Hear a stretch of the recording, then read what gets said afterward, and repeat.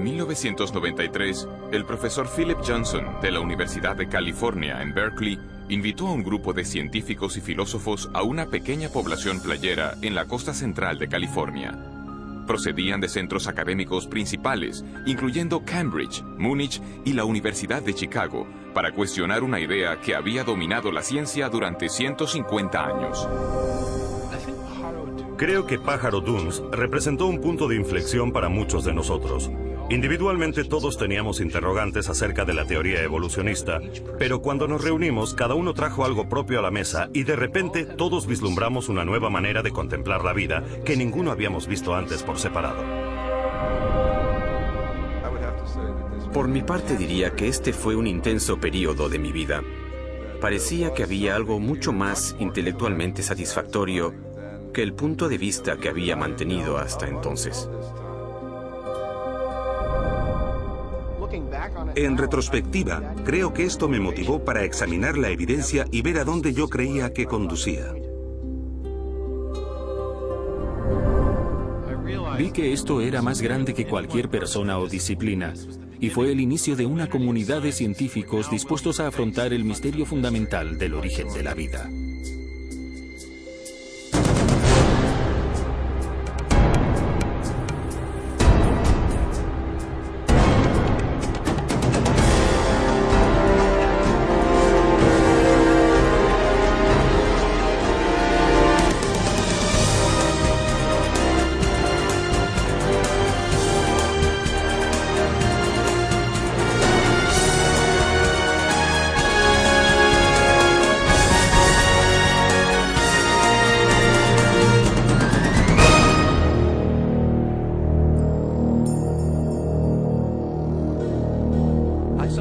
A veces me pregunto cómo es que alguien habla de alguna otra cosa, porque no hay nada más interesante que esto. ¿De dónde venimos? ¿Cómo hemos llegado aquí? ¿Qué nos trajo a la existencia? ¿Cuál es nuestra relación con la realidad como un todo? Contemplas la increíble diversidad y complejidad de la vida y es inevitable preguntar, ¿qué trajo todo esto a la existencia? ¿Fue simplemente el azar y la necesidad, fuerzas naturales sin dirección?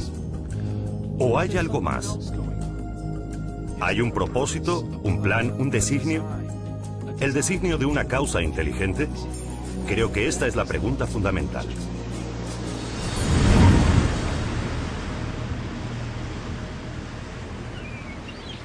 Los científicos de Pájaro Dunes emprendieron un nuevo examen del misterio del origen de la vida, porque cada uno tenía dudas acerca de las ideas evolucionistas generalmente aceptadas.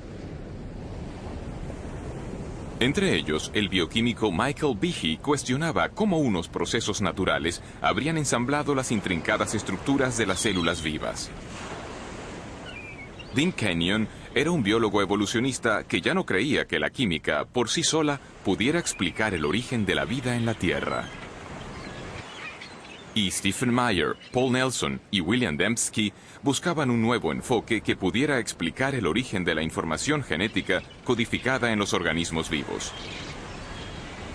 Estos científicos y filósofos comenzaron a formular una alternativa a la teoría central de la biología moderna, teoría surgida de la mente de un naturalista británico llamado Charles Darwin.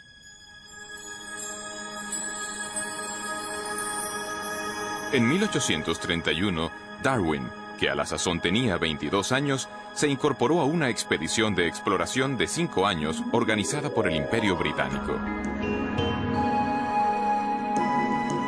Zarpó de Inglaterra en la goleta HMS Beagle, navegó alrededor del extremo sur de América del Sur.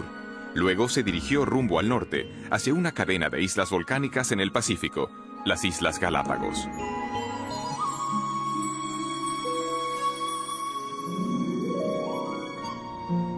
En este desolado archipiélago, a 1000 kilómetros de la costa occidental de Ecuador, Charles Darwin pudo observar una extraordinaria variedad de aves, reptiles y mamíferos diferentes de todo lo que había visto antes.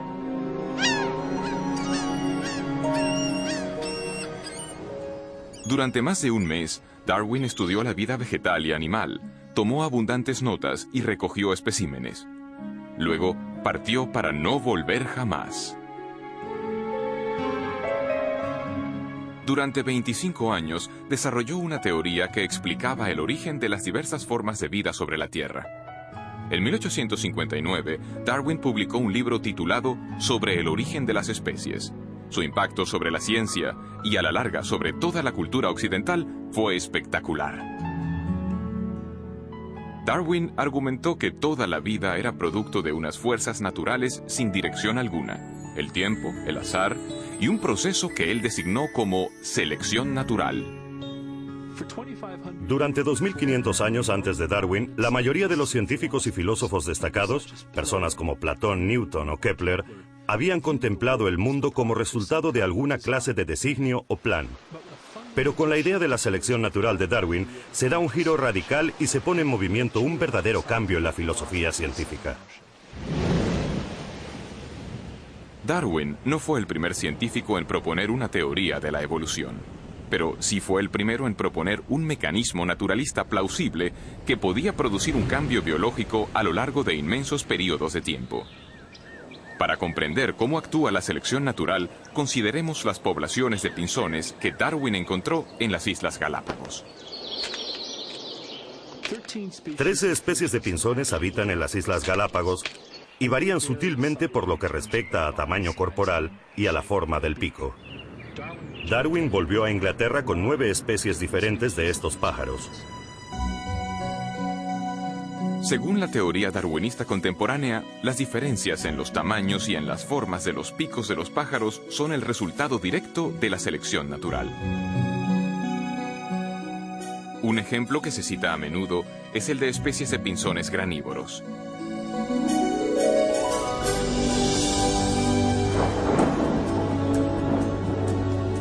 Después de temporadas de intensas lluvias, hay abundancia de pequeñas semillas blandas por todas las islas. Los pájaros con picos cortos pueden conseguir alimento con facilidad. Sin embargo, durante periodos de sequía, las únicas semillas disponibles están protegidas dentro de cáscaras duras y resistentes que permanecen en el suelo desde el año anterior. En estas circunstancias, solo pájaros con picos más largos y aguzados pueden romper las cáscaras y comer las semillas.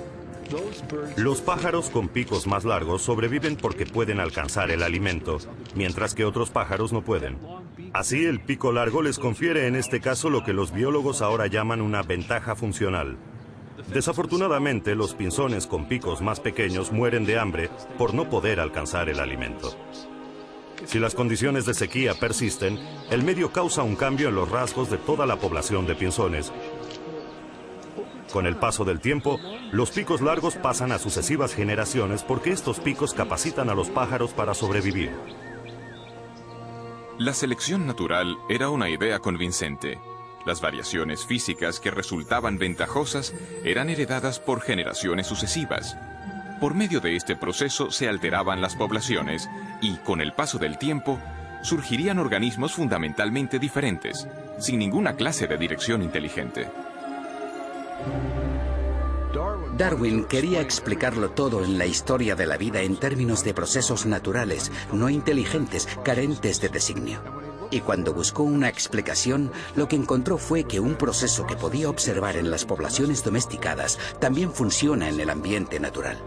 Darwin conocía bien la crianza doméstica de animales. Él mismo había estudiado la crianza de palomas y sabía que, durante siglos, los criadores habían logrado cambios espectaculares en poblaciones seleccionando ciertos ejemplares. Darwin solo sugirió que este mismo proceso también opera en el ámbito natural. Para Charles Darwin, la selección natural explicaba la apariencia de designio sin un diseñador. Ya no había más necesidad de invocar una causa inteligente para la complejidad de la vida. De hecho, la selección natural pasó a ser como un diseñador sustituto. En la actualidad, el darwinismo se da generalmente por sentado en el campo científico y en el mundo académico. Sin embargo, y a pesar de su amplia aceptación, un creciente número de científicos y eruditos, incluyendo los que se reunieron en Pájaro Dunes, están cuestionando aspectos clave de la teoría darwinista. Cuando nos reunimos en Pájaro Dunes, desde luego no estábamos de acuerdo en todo, pero compartíamos una verdadera insatisfacción con el mecanismo de la selección natural y con el papel que se le daba en las explicaciones biológicas. La selección natural es un proceso real y funciona para explicar ciertas clases limitadas de variación. los cambios a pequeña escala. De hecho, tenemos muchos ejemplos de eso. Para lo que no funciona bien es para explicar lo que Darwin creía que podría explicar, la verdadera complejidad de la vida. Tenemos un pico de pinzón y luego tenemos el pinzón mismo. Un pequeño cambio en la estructura del pico frente al origen del organismo como tal. Son fenómenos de escala diferente. Son problemas de clase diferente. Y el problema importante para la biología es comprender dónde funciona la selección natural y dónde no funciona, y el porqué de la diferencia. La evidencia es muy convincente, y todos teníamos la sensación de que si dejábamos que la evidencia hablase por sí misma, nos llevaría en una dirección muy diferente, que nos alejaría de la selección natural hacia una conclusión distinta acerca del origen y de la naturaleza de la vida sobre la Tierra.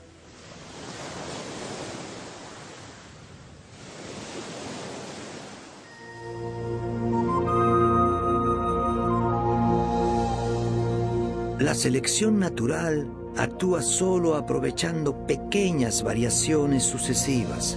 Nunca puede hacer un gran salto repentino, sino que ha de avanzar por pasos cortos y seguros, aunque lentos.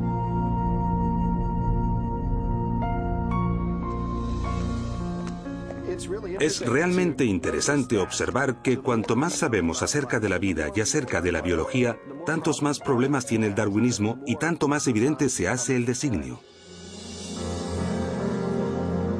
Desde 1988, el Dr. Michael Behe ha investigado sistemas biológicos complejos que parecen desafiar la explicación de la selección natural. Durante muchos años creí que la evolución darwinista explicaba lo que veíamos en biología. No porque yo viera cómo podía verdaderamente explicarlo, sino porque me dijeron que lo explicaba. En las escuelas me enseñaron biología darwinista. Y luego, en la facultad y en los estudios de posgrado, viví un ambiente que daba por sentado que la evolución darwinista explicaba la biología. Y de nuevo, no vi ninguna razón para dudarlo. No fue sino hasta hace unos 10 años que leí un libro llamado Evolución, una teoría en crisis, de un genetista australiano llamado Michael Denton, donde exponía una gran cantidad de argumentos científicos contra la teoría darwinista que yo nunca había oído antes. Y los argumentos parecían bastante convincentes. En ese momento comencé a sentirme un poco molesto porque pensaba que me habían estado guiando por un camino falso. Aquí había una buena cantidad de sólidos argumentos y yo había hecho el doctorado en bioquímica, era miembro de la facultad y nunca había ni oído hablar de estas cosas. Y así, a partir de ese momento, me interesé en el tema de la evolución y desde entonces he decidido que los procesos darwinistas no son toda la explicación para la vida. El escepticismo de Michael Behe parte en buena medida de lo que la moderna biología ha descubierto acerca de la unidad más fundamental de la vida, la célula. En el siglo XIX, en vida de Darwin, los científicos creían que la base de la vida, la célula, era un simple glóbulo de protoplasma, como un pequeño fragmento de gelatina o algo que no era difícil de explicar en absoluto. Esta percepción no cambió demasiado hasta los 50, pero a lo largo de la última mitad del siglo XX, nuestro conocimiento de la célula ha avanzado de manera formidable.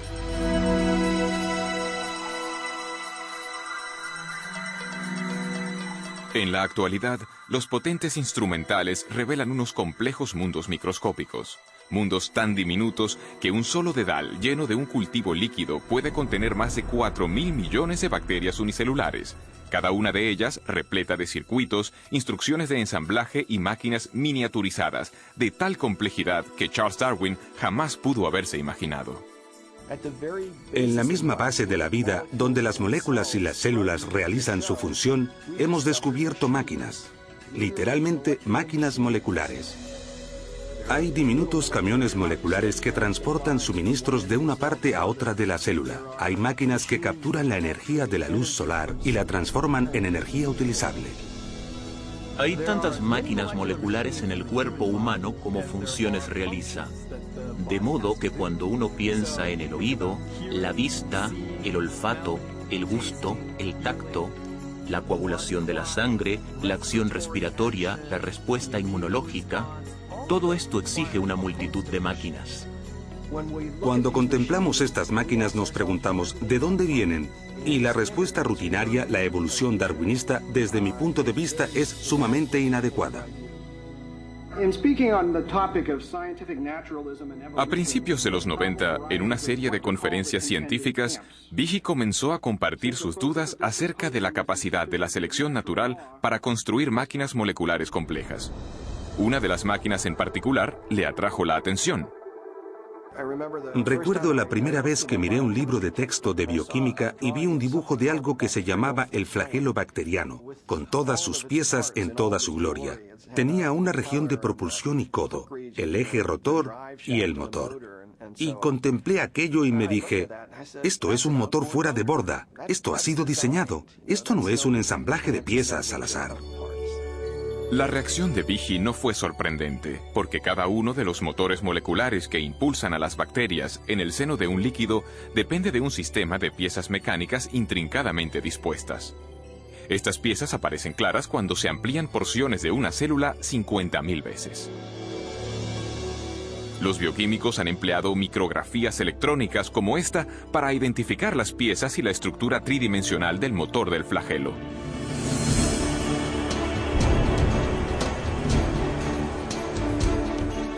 Con esta investigación han desvelado una maravilla de ingeniería a escala miniaturizada. Howard Berg, de Harvard, lo ha designado como la máquina más eficiente del universo. Algunas de estas máquinas giran a 100.000 revoluciones por minuto y tienen una conexión fija con un mecanismo transductor o detector de señales que recibe información del medio en que se encuentra. E incluso cuando están girando a esta velocidad, pueden detenerse en seco. Solo necesitan un cuarto de vuelta para detenerse y cambiar el sentido de giro y comenzar a girar a 100.000 revoluciones en la otra dirección. Y lo mismo que los motores fuera de borda, tiene una gran cantidad de piezas que son imprescindibles para su funcionamiento. El flagelo bacteriano, 2 marchas, adelante y atrás, con refrigeración por agua, movido por energía protónica, tiene un estator, un rotor, una articulación en U, un eje propulsor y una hélice, y funcionan como estas piezas de maquinaria. No es por comodidad que les damos estos nombres, es que estas son verdaderamente sus funciones. Desde su descubrimiento, los científicos han tratado de comprender cómo la selección natural podría producir un motor giratorio. Hasta ahora no han sido capaces de ofrecer ninguna explicación darwinista detallada. Para ver por qué, debemos comprender una característica de las máquinas moleculares que se conoce como complejidad irreducible. La complejidad irreducible es un término acuñado por Michael Behe en su descripción de estas máquinas moleculares. Básicamente lo que enuncia es que se tiene una multiplicidad de piezas para la composición de cualquier organela o sistema dado dentro de una célula, todas ellas necesarias para la función. Es decir, si se elimina una pieza, el sistema pierde su función. La idea de la complejidad irreducible se puede ilustrar mediante una conocida máquina no biológica, una ratonera. La ratonera está compuesta de 5 piezas fundamentales: un gatillo en el que se pone el cebo, un muelle potente, una delgada varilla doblada conocida como martillo, una barra retenedora para asegurar el martillo en su lugar y una base sobre la que se monta todo el sistema. Si falta cualquiera de estas piezas o es defectuosa, el mecanismo no funcionará. Han de estar presentes simultáneamente todos los componentes de este sistema irreduciblemente complejo para que la máquina cumpla su función: atrapar ratones. La complejidad irreducible se aplica también a las máquinas biológicas, incluyendo el motor flagelar bacterial. En total hay alrededor de 40 piezas proteínicas diferentes que son necesarias para que esta máquina funcione.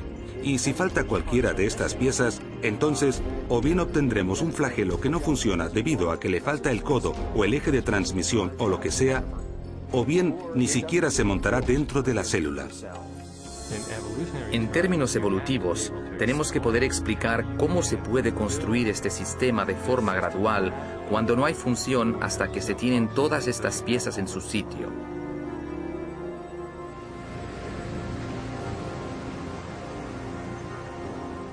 La complejidad irreducible de las máquinas moleculares plantea un enérgico desafío al poder de la selección natural. Según la teoría de Darwin, incluso las estructuras biológicas muy complejas, como un ojo, un oído o un corazón, pueden construirse gradualmente a lo largo del tiempo en pequeños incrementos. Sin embargo, tal como Darwin puso en claro, la selección natural solo puede tener éxito si estos cambios genéticos al azar proporcionan alguna ventaja al organismo en evolución en su lucha por la supervivencia. Como he intentado demostrar, no es necesario suponer que las modificaciones fuesen todas simultáneas, si eran sumamente ligeras y graduales. La selección natural está examinando las más ligeras variaciones, rechazando las malas, preservando y acumulando todas las buenas. Con todo, algunos científicos dudan de que las pequeñas variaciones de Darwin pudieran haber creado un flagelo bacteriano cuando no existía tal mecanismo. ¿Cómo pudo algo nuevo, como un motor de un flagelo bacteriano y todos los componentes que van con el mismo, cómo pudo desarrollarse a partir de una población de bacterias que no tuviesen este sistema? Y ello cuando cada cambio, según la teoría de Darwin, ha de proporcionar alguna clase de ventaja. Imaginemos un escenario así al inicio de la historia de la Tierra. Una bacteria en evolución desarrolla de alguna manera una cola y quizá incluso las piezas necesarias para unirla a la pared celular. Sin embargo, sin un ensamblaje completo de motor, esta innovación no proporcionaría ventaja alguna a la célula. En lugar de ello, la cola permanecería inmóvil e inútil, invisible para la selección natural que, por definición, solo puede favorecer cambios que ayuden a la supervivencia. La lógica de la selección natural es muy exigente. A menos que el mecanismo del flagelo esté totalmente ensamblado y funcione de verdad, la selección natural simplemente no puede preservarlo, no puede pasar a la siguiente generación. El punto importante a comprender acerca de la selección natural es que selecciona solo con vistas a una ventaja funcional. En la mayoría de los casos, lo que hace la selección natural es eliminar cosas que carecen de función o que tienen una función que perjudica al organismo.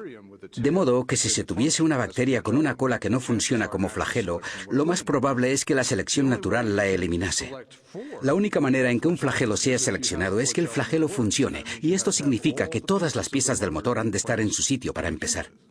De modo que la selección natural no puede producir el flagelo bacteriano, solo puede actuar después de que el flagelo está ahí y es operativo. En 1996, Michael Behe publicó un libro titulado La caja negra de Darwin. En esta obra argumenta que la selección natural, el diseñador sucedáneo de Darwin, no puede explicar el origen del flagelo bacteriano, ni de ningún otro sistema biológico irreduciblemente complejo. En lugar de ello, Behe llegó a la conclusión de que la complejidad integral de estos sistemas indica un designio inteligente. La caja negra de Darwin de inmediato suscitó controversia. Más de 75 publicaciones, incluyendo algunos de los principales diarios y revistas científicas del mundo, publicaron reseñas. Algunos científicos elogiaron el libro de Behe, otros lo desecharon como acientífico y con motivaciones religiosas. Los críticos de Behe también insistieron en que había subestimado el poder de la selección natural. Argumentaron que el motor flagelar podría haber sido construido con piezas empleadas para construir máquinas más simples, como esta bomba celular usada. Si los componentes de la bomba ya existían, podrían haber sido preservados por la selección natural ya antes que surgiera el motor bacteriano. Esta teoría recibe el nombre de coopción. Esto básicamente significa que la evolución o la selección natural pudo en cierto momento tomar prestados componentes de una máquina molecular y utilizar algunos para construir una nueva. Scott Minnick ha estudiado el motor flagelar durante 20 años. Su investigación le ha llevado a cuestionar el argumento de la coopción. Con el flagelo bacteriano, hablamos de una máquina con 40 piezas. Sí, es cierto que 10 están empleadas en otras máquinas moleculares, pero las otras 30 son peculiares. Así que, ¿de dónde las vamos a tomar prestadas? Al final tendremos que explicar la función de cada una de ellas como si originalmente hubieran tenido otro propósito. Este argumento solo se puede seguir hasta el punto en que nos encontramos con el problema de que estamos tomando prestado de ninguna parte. Pero incluso si se concede que se tienen todas las piezas necesarias para construir una de estas máquinas, esto es solo parte del problema. Quizá más complejo, me parece a mí que más complejo, es el tema de las instrucciones de montaje. Esto nunca lo abordan los oponentes del argumento de la complejidad irreducible. Los estudios del motor flagelar han desvelado niveles aún más profundos de complejidad, porque su construcción demanda no solo unas piezas específicas, sino también una secuencia precisa de ensamblaje. Las piezas deben fabricarse en el momento oportuno, con la cantidad apropiada de componentes. Deben ensamblarse secuencialmente. Hay que poder saber si se han ensamblado correctamente para no malgastar energía en una estructura que no va a ser funcional. La construcción de una máquina molecular ha sido comparada con la edificación de una casa. Los obreros siguen unos planos e instrucciones detalladas de ensamblaje. Los cimientos de la casa se echan antes de levantar las paredes. Las tuberías y la electricidad se instalan antes del acabado. Las ventanas antes del recubrimiento de las paredes. Y las tejas se ponen solo después de la primera cubierta impermeable del tejado. Y así sucede con la construcción del motor flagelar. Esta estructura se construye de dentro hacia afuera. Se cuenta la cantidad de componentes en una estructura anular de un estator, y cuando esto queda ensamblado, se recibe una realimentación que dice, vale, no más de este componente. Se añade el eje, se añade un anillo, se añade otro eje, y cuando la articulación en U ha llegado a un cierto tamaño y a un cierto grado de curvatura, esto se cierra, y luego empiezan a añadirse los componentes para el propulsor. Todos estos componentes se ensamblan en una secuencia precisa, tal como se hace con el edificio. La construcción correcta del motor requiere un complejo sistema de máquinas que coordinen el temporizado de las instrucciones de montaje. Pero, ¿cómo puede la selección natural construir un sistema así? El argumento de la coopción no explica lo que vemos aquí. Para poder construir el mecanismo del flagelo o decenas de miles de otros mecanismos semejantes en la célula, son necesarias otras máquinas que regulen el ensamblaje de estas estructuras, y estas máquinas precisan de otras máquinas para su ensamblaje. Solo que falte una de estas piezas o que esté donde no le corresponde, el motor no funcionará. De modo que el sistema para ensamblar el motor flagelar es por sí mismo irreduciblemente complejo. De hecho, lo que tenemos aquí es complejidad irreducible en cascada. Sabemos mucho acerca del flagelo bacteriano. Todavía tenemos mucho que aprender, pero sabemos mucho acerca de él. Y no hay explicación acerca de cómo esta compleja máquina molecular fue jamás producida por un mecanismo darwinista. Hace 150 años, los científicos no tenían conocimiento de las máquinas moleculares de complejidad irreducible. Sin embargo, Charles Darwin consideró la dificultad de que sistemas como estos podrían plantear a su teoría. Si pudiera demostrarse que existió un órgano complejo que no se formó por numerosas y ligeras modificaciones sucesivas, mi teoría fracasaría por completo.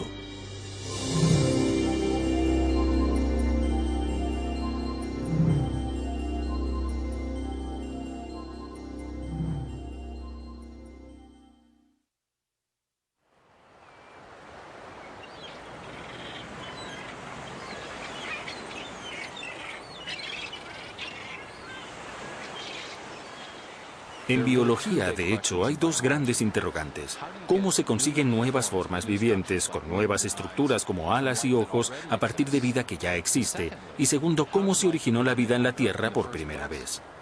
Hoy sabemos que Darwin pasó la mayor parte de su vida formulando una respuesta a la primera pregunta.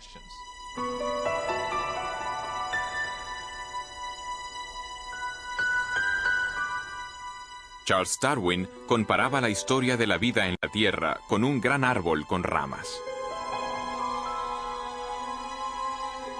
La base del árbol representaba la primera célula viviente, y las ramas eran nuevas formas de vida más complejas que habían evolucionado a partir del primer organismo primitivo. Darwin intentaba explicar cómo se habían originado las ramas del árbol de la vida.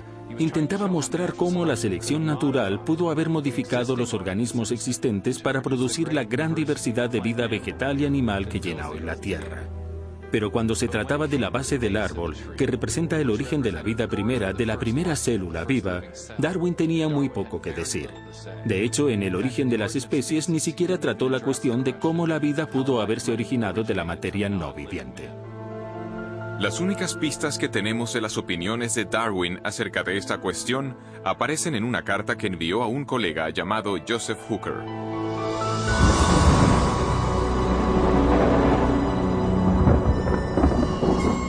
Por lo que respecta a la primera producción de un organismo viviente, si, y oh, qué gran sí, pudiéramos imaginarnos en algún pequeño y cálido estanque con toda clase de sales amoniacales y fosfóricas, luz, calor y electricidad presentes, que se formase químicamente un compuesto proteínico listo para sufrir cambios aún más complejos, hoy esta materia sería devorada al instante, pero puede que esto no fuese así antes que se formasen criaturas vivientes. En los últimos años de su vida, Darwin hizo poco por desarrollar su idea de que hubiera surgido una célula primitiva de compuestos químicos simples en las aguas primordiales de la Tierra primitiva. Pero más adelante, en los años 20 y 30, un científico ruso llamado Alexander Oparin formuló una detallada teoría acerca de cómo esto hubiera podido suceder, y la llamó evolución química. Oparin creía que podía explicar el origen de la primera vida con los principios darwinistas. Imaginó unos compuestos químicos simples que se combinaban y recombinaban para formar moléculas mayores, y estas moléculas más grandes se organizaban a sí mismas con la ayuda de variaciones al azar y de la selección natural para constituir la primera célula primitiva. En las 3 décadas siguientes, muchos científicos trabajaron para desarrollar y afinar estas ideas, mientras ponderaban las cuestiones suscitadas, tanto por Oparin como por Darwin. ¿Cómo pudo evolucionar la vida a partir de unos compuestos químicos simples? Un hombre creyó que lo sabía. El problema de los orígenes biológicos, por un largo tiempo, diría yo, ha sido de un profundo interés para mí precisamente por la escala del problema, por su importancia. ¿De dónde venimos? ¿Por qué estamos aquí? Toda esa clase de preguntas exploradas desde el punto de vista de la ciencia natural. Desde finales de los 60 hasta principios de los 80, Dean Kenyon fue uno de los teorizadores químicos evolucionistas del mundo. Y como otros en su campo, intentaba explicar el origen de la vida por medio de un proceso puramente natural. En 1969, Kenyon fue coautor de un importante libro sobre el origen de la vida. Gary Steinman y yo mismo creíamos que si lográbamos reunir en una exposición seguida todas las líneas de evidencia empírica acumuladas desde los 60, nos entusiasmaba la posibilidad de explicar el origen de los principales elementos componentes de la vida.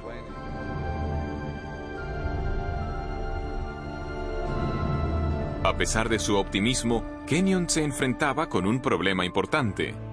Para explicar el origen de la vida, debía antes explicar el de los ladrillos esenciales de cada célula que ha existido sobre la Tierra, las grandes y complejas moléculas llamadas proteínas. Las proteínas tienen una amplia gama de funciones en la célula, desde los requisitos estructurales, en términos del andamiaje de la célula, el citoesqueleto, a los enzimas, donde están procesando moléculas para captar energía o construir componentes de la célula. Las proteínas realizan muchos de los trabajos en el interior de la célula, excepto almacenar información genética. Esto se deja para el ADN y el ARN. Las proteínas realizan tareas como la limpieza de la célula y la producción de energía. Kenyon sabía que las proteínas debieron ser tan importantes para la primera vida como para las células vivas actuales. También reconoció la complejidad de su construcción. Hacia los 60, los científicos habían determinado que incluso las células simples están compuestas de miles de proteínas diferentes, y que su función se deriva de sus formas tridimensionales sumamente complejas. Las formas irregulares de algunas proteínas les permiten catalizar o desencadenar reacciones químicas debido al ajuste tipo llave-cerradura que tienen con otras moléculas en la célula. Mientras que otras moléculas proteínicas forman componentes estructurales tipo machiembrado. Cada una de las piezas individuales de un motor bacteriano, como esta estructura anular, está formada de una sola molécula de proteína, de un conjunto de proteínas ensamblado de una forma específica. Estas proteínas están constituidas a su vez por unas unidades químicas más pequeñas llamadas aminoácidos, enlazadas en largas cadenas. Aparece un gran nivel de complejidad de arquitectura en estas unidades celulares, en estos aminoácidos constituyentes de las proteínas. En la naturaleza se emplean 20 tipos diferentes de aminoácidos para construir cadenas de proteínas. Los biólogos los han comparado con las 27 letras del alfabeto. Las letras del alfabeto se pueden ordenar en una enorme cantidad de combinaciones posibles y es la disposición de la secuencia de las letras la que determina si tenemos palabras y frases con significado.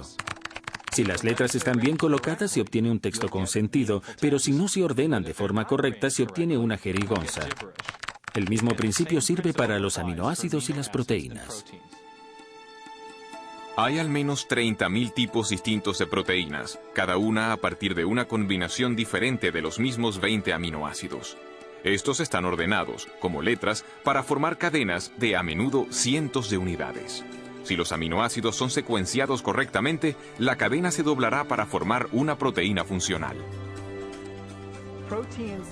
Las proteínas se ordenan con sus aminoácidos de tal manera que los aminoácidos caen el uno sobre el otro en una arquitectura que está preprogramada por el orden de los aminoácidos.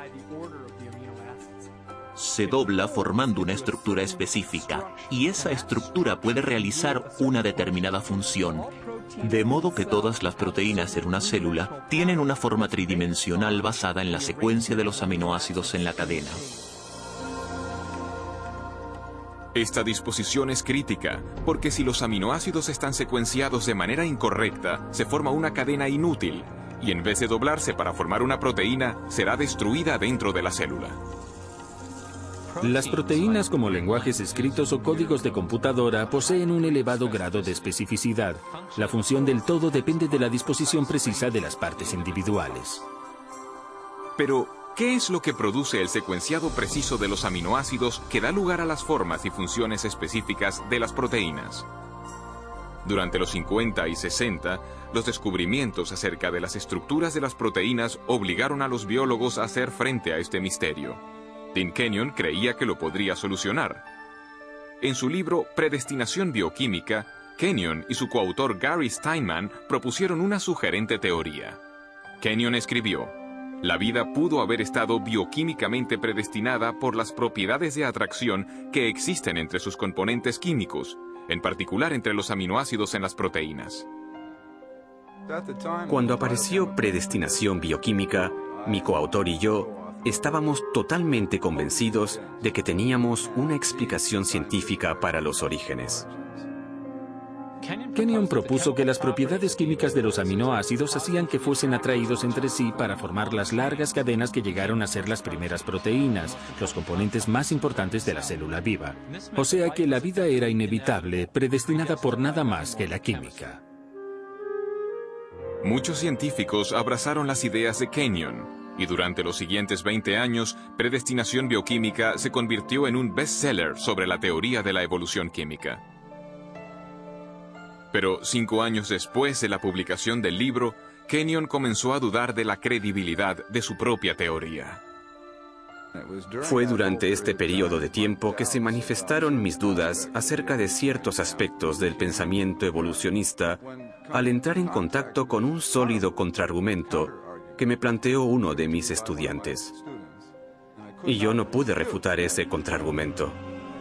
Kenyon fue desafiado a explicar cómo se podrían haber ensamblado las primeras proteínas sin la ayuda de instrucciones genéticas. En las células vivientes actuales, las cadenas de aminoácidos no se forman directamente por atracción entre sus componentes, el escenario que Kenyon postulaba para la Tierra primitiva. En su lugar, Otra gran molécula dentro de la célula almacena instrucciones para secuenciar los aminoácidos en las proteínas. Se la llama ADN. Al principio, Kenyon creía que las proteínas podrían haberse formado directamente a partir de los aminoácidos sin las instrucciones de ensamblaje del ADN. Por eso es que tantos científicos estaban entusiasmados con su teoría. Pero cuanto más aprendía acerca de las propiedades de los aminoácidos y de las proteínas, tanto más comenzó a dudar de que las proteínas pudieran autoensamblarse sin ADN. En el ADN, Kenyon se encontró con una molécula con una propiedad que no podía explicar mediante procesos naturales. Porque, encerrada con seguridad dentro de su estructura de doble hélice, existe abundante información, en forma de compuestos químicos con una secuencia precisa representada por las letras A, C, T, G. En un lenguaje escrito, la información se comunica por un ordenamiento preciso de las letras. De la misma manera, las instrucciones necesarias para ensamblar aminoácidos, para formar proteínas, son transmitidas por las secuencias de componentes químicos ordenados a lo largo de la estructura del ADN. Este código químico ha sido llamado el lenguaje de la vida, y es el conjunto de información más compacto y elaborado al menor detalle en todo el universo conocido. Como otros científicos que trabajaban en el origen de la vida, Kenyon se dio cuenta de que tenía dos opciones. Debía explicar o bien la procedencia de estas instrucciones genéticas de ensamblaje, o bien cómo surgieron las proteínas directamente de los aminoácidos sin ADN en los océanos primordiales. Y al final vio que no podía explicar ni lo uno ni lo otro.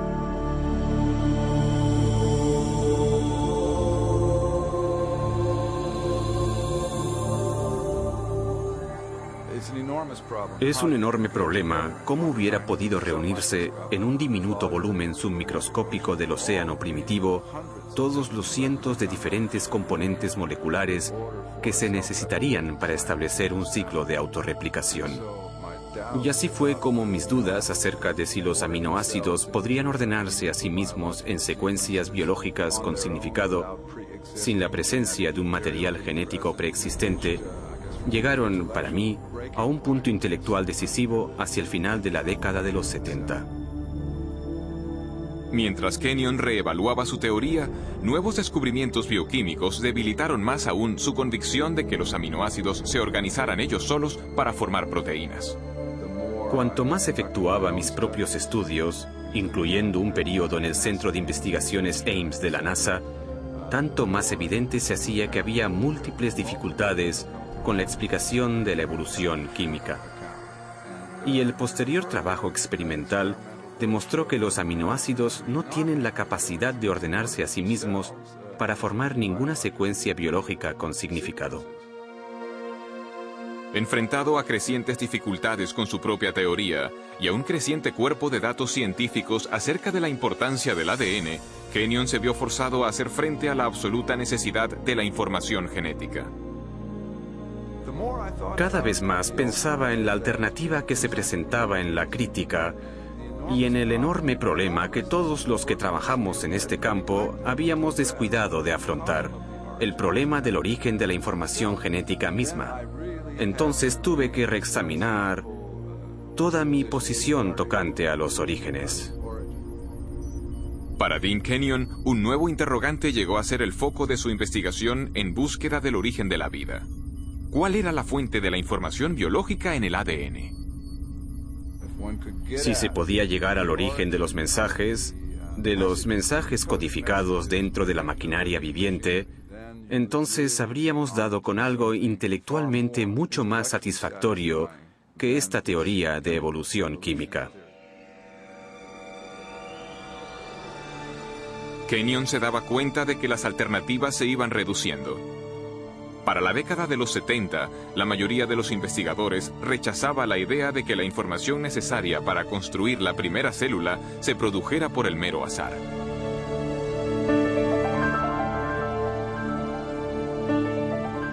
Para comprender la razón, consideremos la dificultad de generar un par de líneas del Hamlet de Shakespeare dejando caer letras del juego Scrabble sobre una mesa. Luego consideremos que las instrucciones genéticas específicas para construir las proteínas ni del organismo unicelular más simple llenarían cientos de páginas de texto impreso. Los biólogos serios que estudian el origen de la vida no creían que ésta hubiera surgido solo al azar. Se imaginaban a la selección natural actuando sobre variaciones al azar entre compuestos químicos para producir la primera vida, pero había un problema con esta propuesta. Por definición, la selección natural no podría haber funcionado antes de la existencia de la primera célula viva, porque solo puede actuar sobre organismos capaces de reproducirse, las células dotadas de ADN que pasan sus cambios genéticos a generaciones futuras. Sin ADN no hay autorreproducción, pero sin autorreproducción no hay selección natural, de modo que no se puede usar la selección natural para explicar el origen del ADN sin dar por supuesta la existencia de aquella misma cosa que se está tratando de explicar. El azar, la selección natural y su propia teoría de autoorganización. Todo había fracasado para explicar el origen de la información genética. Ahora, Kenyon veía solo una alternativa. No hay ni la más ligera posibilidad de un origen evolutivo químico, ni siquiera para la más simple de las células. De modo que el concepto de un designio inteligente de la vida me resultó inmensamente atractivo y con mucho sentido, ya que coincidía estrechamente con los múltiples descubrimientos de la biología molecular. En los años transcurridos desde el rechazo de la evolución química por parte de Kenyon, la ciencia ha desvelado los detalles de todo un sistema de procesado de la información que lleva la marca del designio inteligente.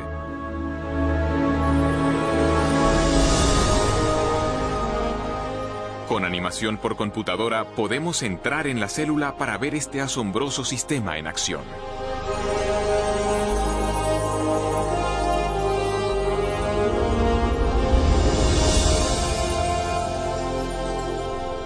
Después de entrar en el núcleo de la célula, vemos las hebras de ADN bien enrolladas. Son las bibliotecas de instrucciones necesarias para construir cada proteína en un organismo.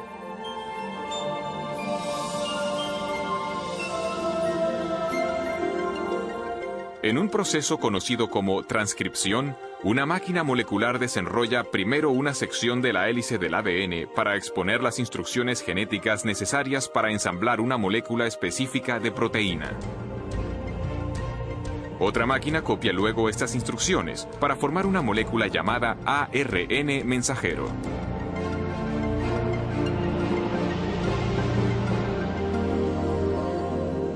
Cuando se ha completado la transcripción, la delicada hebra de ARN lleva la información genética a través del complejo de poros del núcleo, el regulador de tráfico adentro y afuera del núcleo.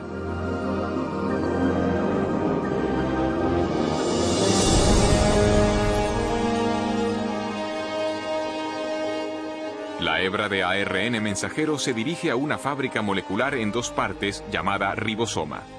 Después de fijarse con seguridad, comienza el proceso de traducción.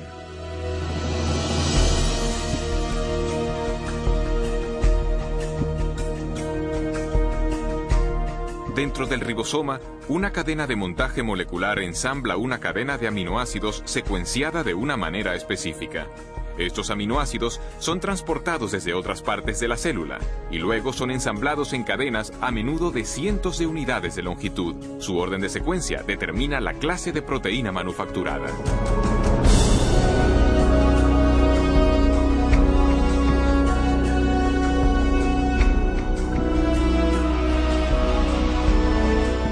Cuando se completa la cadena, se transporta desde el ribosoma a una máquina con forma de barril que ayuda a doblarla en la forma precisa y crítica para su función.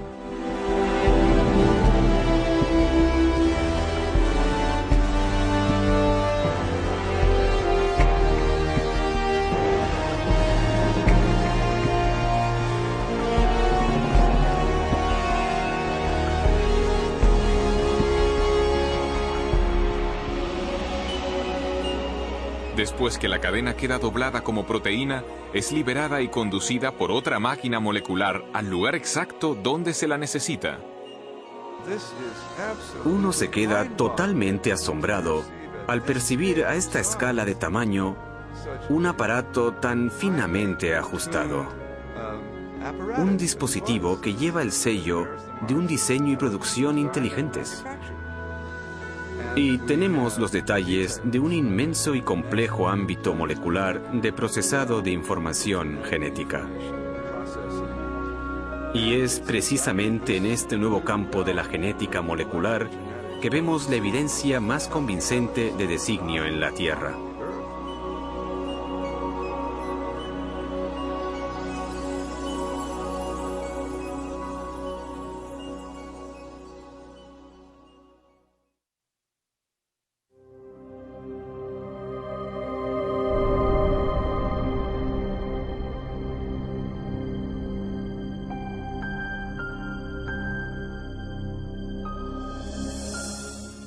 Cuando observo máquinas moleculares o el proceso increíblemente complejo por el que se dividen las células, debo preguntarme, ¿es posible que haya una inteligencia detrás de todas estas cosas? ¿Que haya un plan y un propósito para esta estructura? La ciencia debería ser una investigación en búsqueda de la verdad acerca del mundo. En tal caso, no deberíamos prejuzgar lo que pudiera ser verdad. No deberíamos decir, no me gusta esta explicación, pues la dejo de lado. Más bien, cuando topamos con un enigma de la naturaleza, deberíamos aplicarle todas las posibles causas que lo pudieran explicar. Uno de los problemas que tengo con la teoría de la evolución es que excluye artificialmente un tipo de causa incluso antes de que la evidencia haya tenido la posibilidad de hablar, y la causa que se excluye es la inteligencia. Desde finales del siglo XIX, desde la época de Darwin, de hecho en parte debido a la obra de Darwin, El origen de las especies, los científicos llegaron a aceptar una definición de ciencia que excluye la posibilidad del designio como explicación científica. Y esta convención tiene un nombre, se llama naturalismo metodológico. Y significa sencillamente que si uno va a ser científico, debe limitarse a explicaciones que recurran solo a causas naturales. No se puede invocar a la inteligencia como causa. Y sin embargo, constantemente deducimos la presencia de inteligencia. Es parte de nuestro razonamiento reconocer los efectos de la inteligencia. Consideremos, por ejemplo, estos mensajes en jeroglíficos tallados en las ruinas de monumentos egipcios. Nadie atribuiría las formas y ordenaciones de estos símbolos a causas naturales, como tempestades de arena o la erosión. Más bien, las reconocemos como obra de antiguos escribas, unos agentes humanos inteligentes. Un razonamiento similar nos lleva a concluir que las misteriosas figuras de piedra de la isla de Pascua no se formaron por la acción del viento y del agua durante largos espacios de tiempo. Tampoco pretendemos que las plantas puedan adquirir estas formas tan familiares sin alguna clase de dirección inteligente. Constantemente hacemos estas inferencias y sabemos que son correctas, pero la cuestión es, ¿en base a qué sacamos estas conclusiones? ¿Cuáles son los rasgos que nos permiten reconocer la inteligencia? Recientemente, en su libro La inferencia del designio, el matemático William Dembski ha hecho un importante avance en la comprensión del razonamiento acerca del designio. Dembski ha identificado los rasgos específicos de los artefactos que nos llevan a reconocer una actividad inteligente previa. Llegué a esto intentando examinar cómo razonamos acerca del designio. ¿Cuáles son los pasos lógicos que seguimos para llegar a la conclusión de que hay designio en algo? De modo que lo que estoy intentando es establecer unos criterios fiables, empíricos y científicamente rigurosos para decidir si algo es realmente resultado de un designio. Estaba examinando la lógica de esta cuestión y lo que descubrí es que se necesita improbabilidad y especificación, la clase correcta de diseños objetivos. Según Dembski, los humanos detectamos correctamente la actividad de la inteligencia cuando observamos un objeto o sucesos sumamente improbables, que además concuerdan con un diseño reconocible. Precisamente es esta clase de diseño la que se encuentra en los Montes Negros de Dakota del Sur. Si uno viaja por el oeste americano, puede ver una gran diversidad de formas en las laderas montañosas, y la mayor parte no tiene ningún sentido. Son solo rocas dispuestas de diversas formas. Pero lo que no ve en laderas montañosas son los rostros de Lincoln, Jefferson, Teddy Roosevelt y George Washington. El único lugar donde se ve esto es en Dakota del Sur, y la razón de que estén ahí es que un escultor excéntrico decidió que quería honrar a estos presidentes pasando la mayor parte de su vida tallando sus rostros en la ladera de este monte. Este diseño es improbable. Una ladera aleatoria es también improbable, pero una ladera aleatoria no especifica nada. Pero sabemos que hubo 4 personas que fueron presidentes de los Estados Unidos que tenían unos rostros con unos rasgos determinados, y estos rasgos en las montañas de Dakota del Sur concuerdan con los que aparecen en otras partes. Si miro los rostros, reconozco al momento que concuerdan con los de los 4 presidentes conocidos por las monedas o retratos en la National Gallery o por ilustraciones en libros. Y así comprendo que en el Monte Rushmore no solo tenemos una configuración rocosa sumamente improbable, sino una que concuerda con un diseño dado independiente y que indica inteligencia de forma fiable. Así, tenemos una pequeña probabilidad, especificación. Es designio.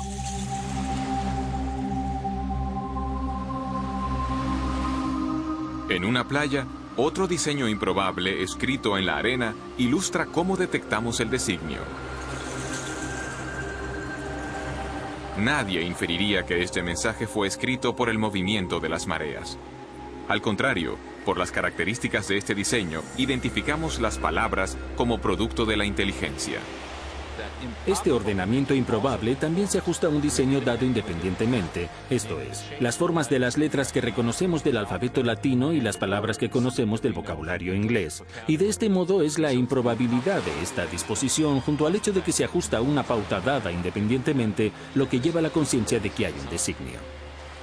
Esta ilustración sugiere que los criterios de William Dembski para la detección del designio, una probabilidad pequeña y especificación, son esencialmente equivalentes a información. El tipo de información presente no solo en imágenes, textos escritos y secuencias numéricas, sino también codificada en software y en las ondas radioeléctricas.